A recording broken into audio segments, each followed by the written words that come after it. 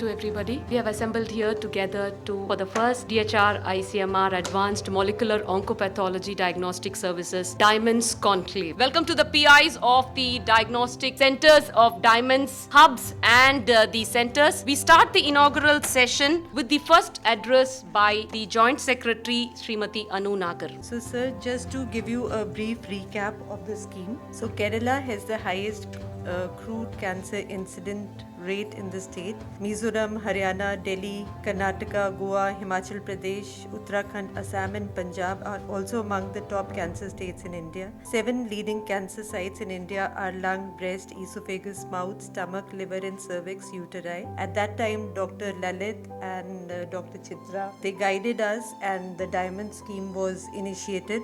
It was a small project first and later on converted into a scheme, and we started with the 2 cancers, the lung and breast. So the scheme actually, the major objective is to develop and encourage research facilities. So we started by developing research facilities. Testing came along with it. So we set up oncopathology labs to provide free of cost basic as well as high-end advanced diagnostic services to lung and breast cancer patients. Another objective was to reach out to cancer patients in less developed and inaccessible areas. That is why we developed the concept of hubs and spokes. And another objective was developing human capacity in areas, and we've been encouraging the centers to take up advanced courses in molecular diagnosis. We need to remember it's not only about quantity, it's also about quality. There are significant challenges in many of these diagnostic areas, so just the numbers are not the best metrics all the time. In addition to that, there has to be a linkage both to quality and also to outcome. So there are some areas where there's been a bit of a lag, and I'm sure as the project goes along and enhances capacity that we'll bring on more clinicians into the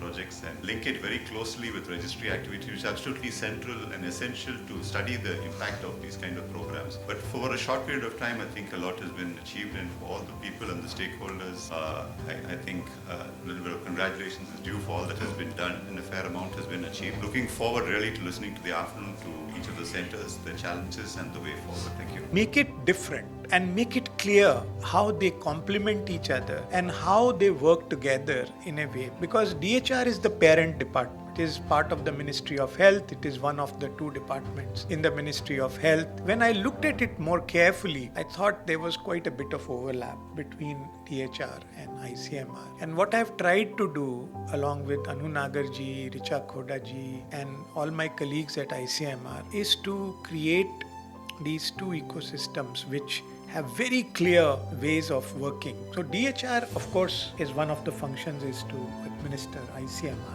But beyond that, the way we are now thinking is you look at research and its use. The generation of evidence and supporting generation of evidence is what we are asking only Indian Council of Medical Research to do. So the basic function of ICMR is to generate evidence and to support the generation of evidence through its extramural programs. And as you know, we have expanded the extramural program at least 3-fold. So from roughly 400 crores of grants, this year we'll be giving over 1200 crores of grants in 1 year to extramural institutions. But intramural also has grown from 600 crores to 900 crores over this period. But the department is on both sides of this generation of evidence. Post generation of evidence, it is about use of evidence, making sure that the evidence is used appropriately, it is converted to guidelines, and that we have created a center for guidelines. And there was another conclave,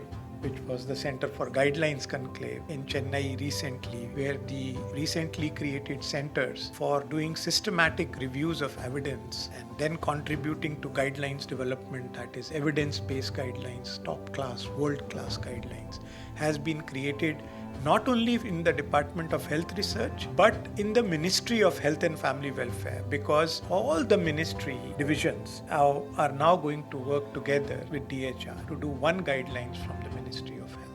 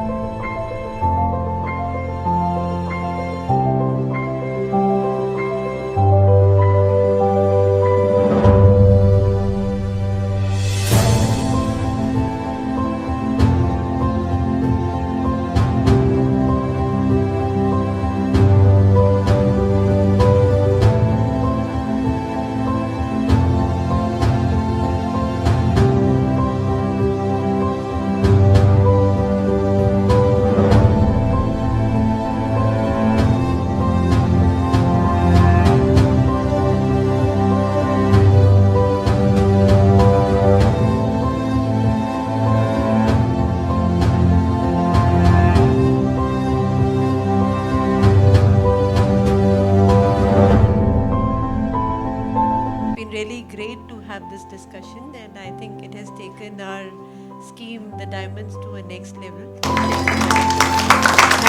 Thank you.